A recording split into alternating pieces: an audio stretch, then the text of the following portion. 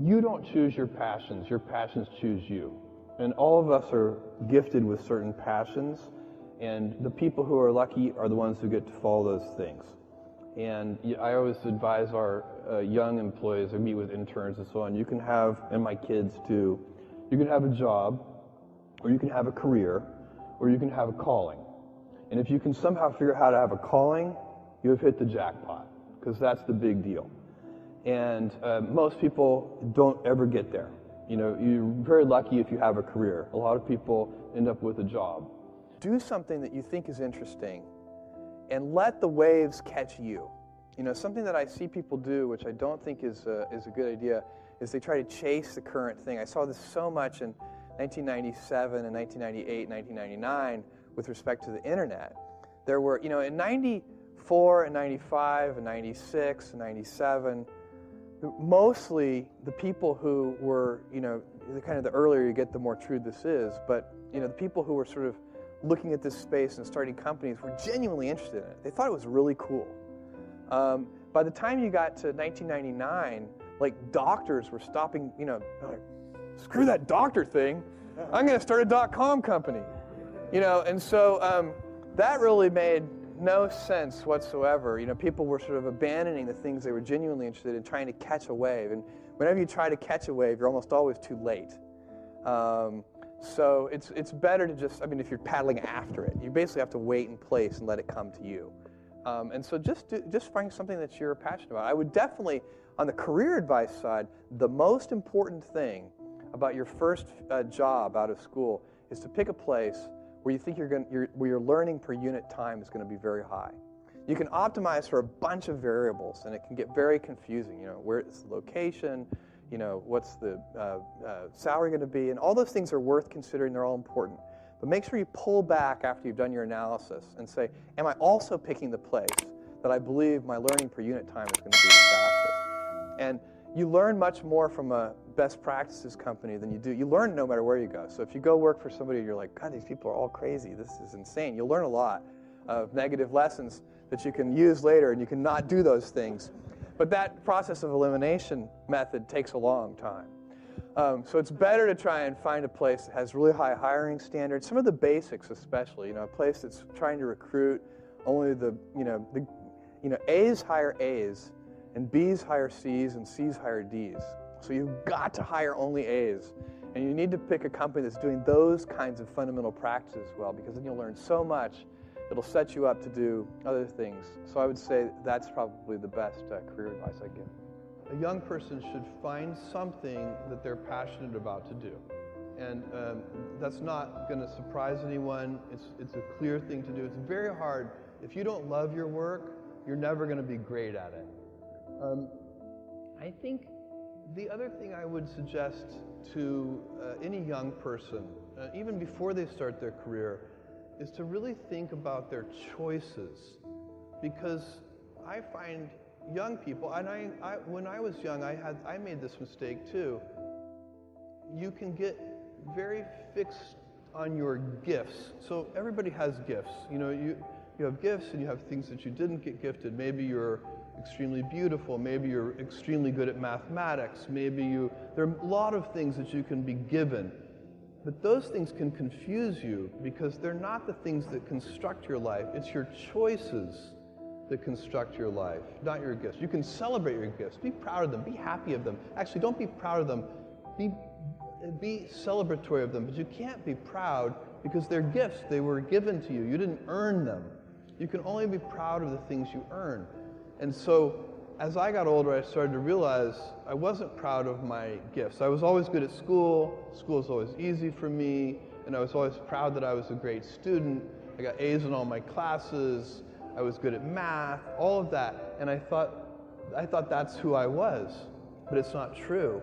Those are the things that are gifts. What was hard for me is deciding to work hard, deciding to use my gifts in certain ways, to challenge myself, to do things that I didn't think I could do, to put myself in uncomfortable situations. We all I would say to a young person, you can choose a life of ease and comfort, or you can choose a life of service and adventure. Which one of those, when you're 90 years old, are you going to be more proud of? We all must suffer one of two pains. Regardless of your choice of lifestyle and what you want to do, we must all suffer one of two pains. The pain of discipline or the pain of regret. And what we suggest to everybody is to consider the disciplines, because disciplines weigh ounces, regrets weigh tons. You don't want to substitute a discipline for a regret. In our opinion, that would be a poor choice. Now, you can do it, but some things are poor trade-offs. The old prophet said, what if you gained the whole world, but it cost you your soul? Would that be worth it? And with a bit of intelligence, we say, no, that doesn't seem worth it. Even if you got the whole world, if you traded your soul, that experience would be so bitter and so awful and so devastating, it wouldn't be worth it. What if you got some gain by greed instead of legitimate ambition? I'm telling you, it might taste good up front, but it's going to turn bitter in the belly. Imagine being on your deathbed and standing around your bed, the ghost of the dreams, the ideas, the abilities, the talents given to you by life, but you, for whatever reason, you never pursued those dreams. You never used those talents. You never used those gifts. You never used those abilities. And there they are standing around your bed looking at you with large angry eyes saying, we came to you.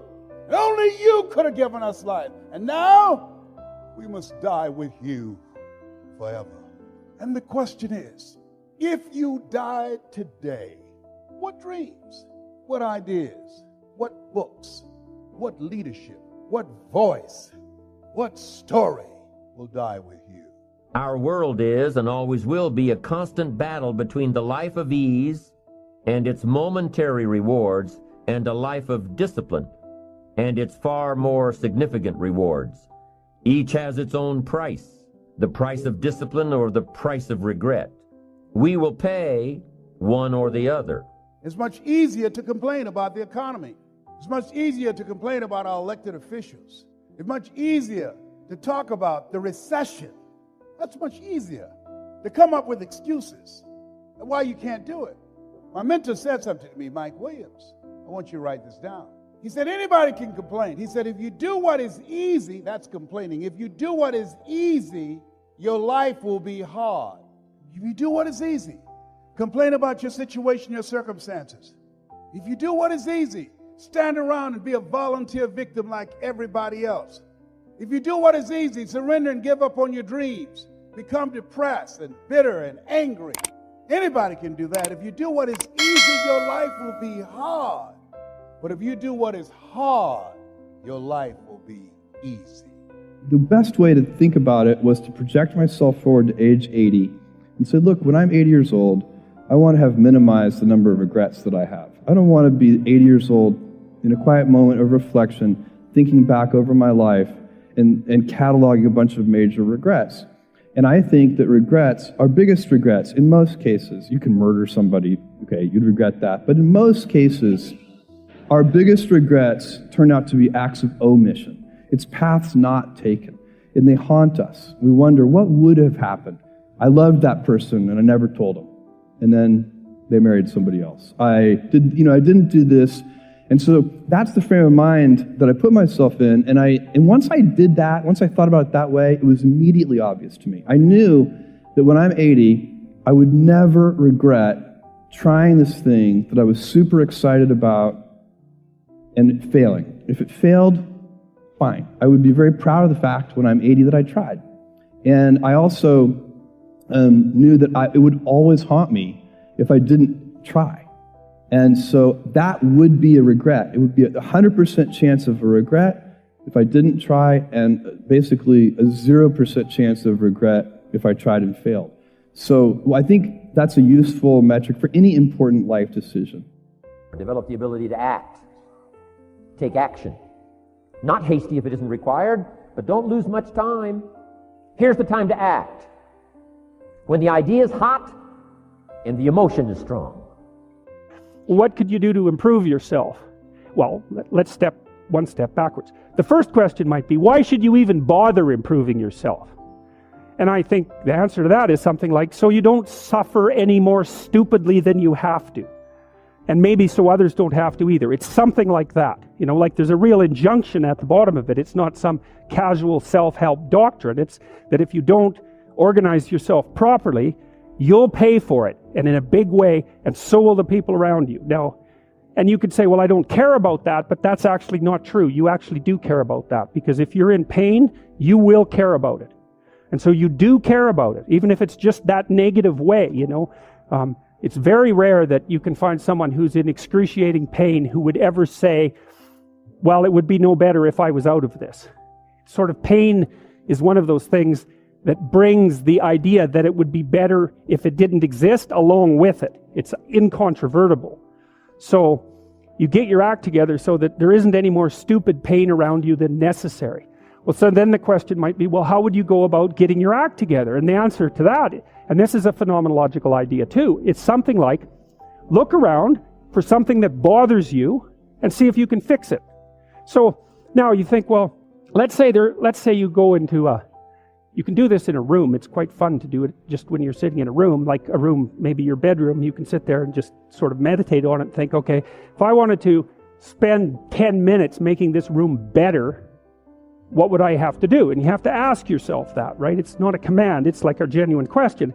And things will pop out in the room that you know, there's a stack of papers over there that's kind of bugging you, and you know that maybe little order there would be a good thing. And, you know, there's some rubbish behind your computer monitor that you haven't attended to for like 6 months, and the room would be slightly better if it was a little less dusty and the cables weren't all tangled up the same way. And like, if you allow yourself just to consider the expanse in which you exist at that moment, there'll be all sorts of things that'll pop out in it that you could just fix.